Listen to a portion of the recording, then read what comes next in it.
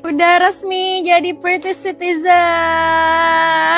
Sementara itu anaknya masih bayi, belum tahu apa-apa. I know the world seems unfair, tapi cukup aku aja yang WNI, anak-anakku jangan. Kita usahakan anak-anak dengan paspor kuat WNA itu. Let's go. Ya, saya marah pada Anda menghina Republik ini, tapi juga saya paham, bahwa apa yang Anda katakan itu karena fakta. Pakar Hukum Tata Negara Mahfud MD menyoroti kasus warga negara Indonesia alias WNI di Inggris Sasetia Ningtyas yang dianggap merendahkan martabat Indonesia. Sebagai pakar hukum tata negara, Mahfud MD paham ada rasa lelah influencer Sasetia Ningtyas untuk mencintai Indonesia. Terlebih kondisi negara yang saat ini penuh dengan kekurangan sana-sini, mulai dari pungutan liar alias pungli, korupsi hingga sulitnya mencari pekerjaan. Namun menurut Mahfud, meskipun seseorang merasa kecewa, prinsip untuk mencintai tanah air tidak boleh ditinggalkan.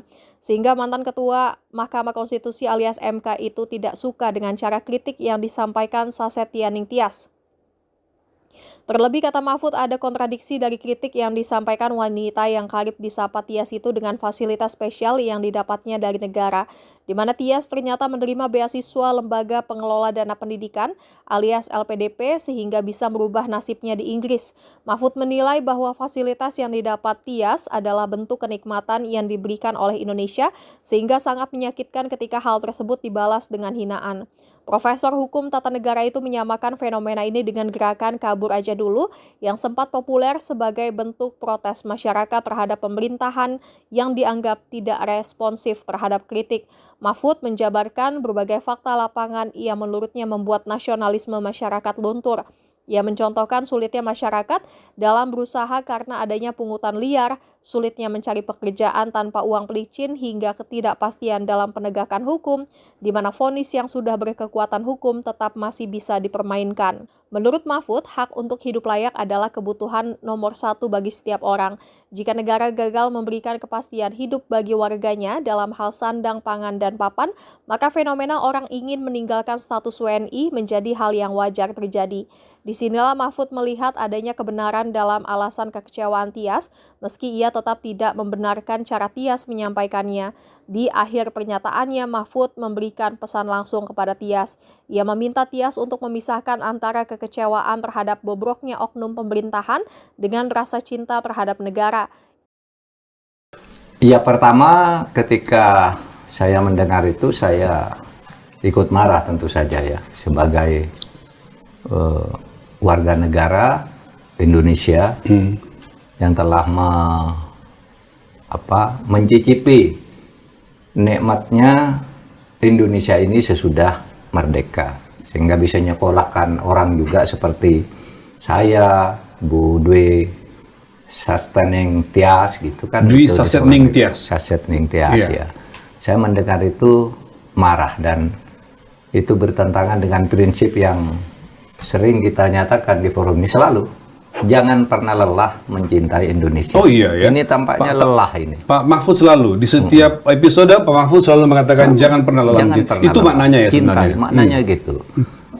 Saya marah orang lalu merasa tidak suka kepada Indonesia, padahal dia sendiri itu mendapat kenikmatan karena Indonesia, mendapat kenikmatan sekolah karena Indonesia. Lalu dia melecehkan Indonesia di depan publik dengan begitu parah gitu ya, begitu menyakitkan bagi kita. Cukup saya aja yang jadi WNI, anak saya enggak usah.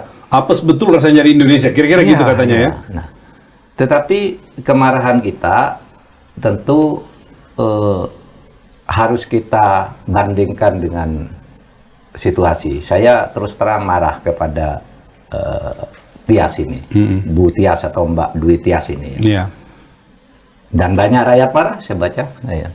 Tapi kalau kita lihat ke belakangnya, kita juga harus sadar diri lah. Pemerintah pengelola negara ini kan dia katakan, kenapa dia melakukan itu?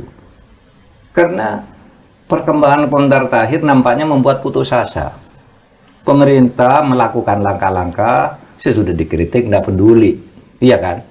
Perbaikan tidak dilakukan. Itu kan dilakukan oleh Dwi Sasetningtyas ini ya. Dwi Tyas lah ya panggil ya.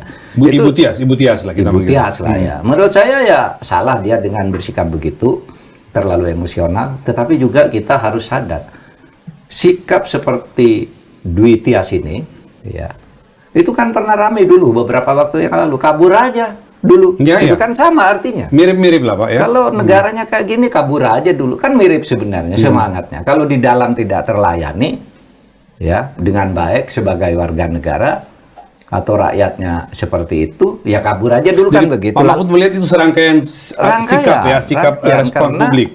Nampaknya pemerintahnya sudah terlalu steril, ya, terhadap kritik-kritik itu.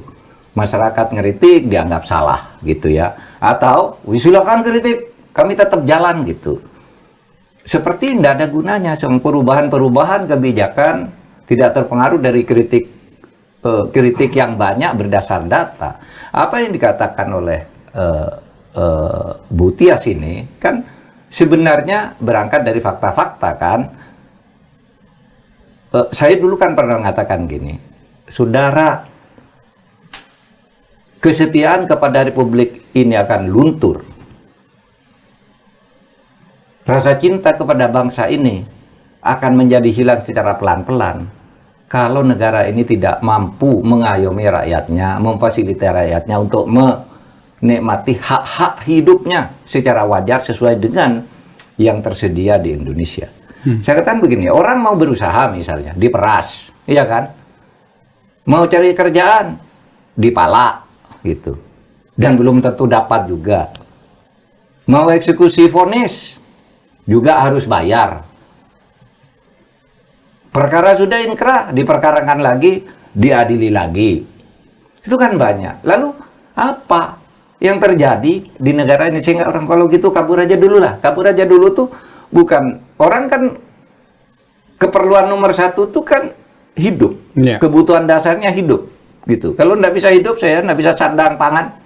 Gitu. Secara berkecukupan padahal negara ini kaya, udahlah kabur dulu cari tempat lain. Ini sama sebenarnya semangatnya.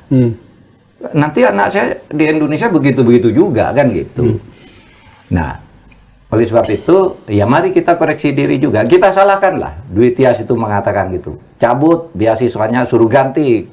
Saya tuju blacklist gitu. Orang keras begitu. Tapi kita juga harus mulai bahwa ini bukan tanpa data, tanpa fakta. Apalagi kalau Anda mau ikuti Instagramnya ya, Instagram atau medsos yang digawangi sendiri oleh Dwi Tias ini bagus-bagus kok. Ya, kalau untuk kita lihat Indonesia kan bagus-bagus. Ya, kecintaannya kepada Indonesia tinggi. Ibu ini paham apa yang terjadi, gitu ya. Karena itu dia memberikan kritik, dia memberikan solusi dan segala macam. Kalau postingan-postingannya Pak, terlepas bahwa dia bermasalah dalam hal etik gitu ya.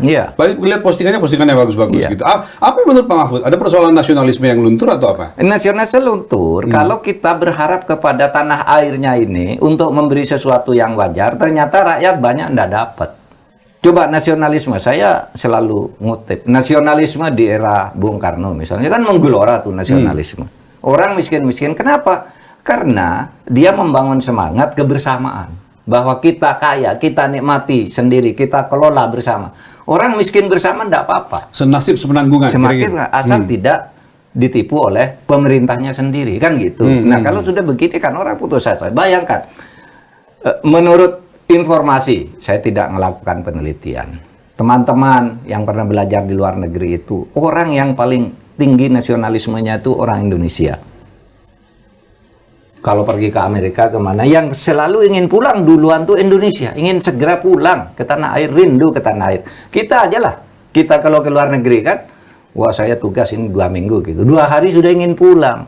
Ya, sudah rindu Indonesia. Iya, tanah airku tercinta, tidak terlupakan meskipun aku pergi jauh. Iya kan, tak pernah hilang dari kalbu.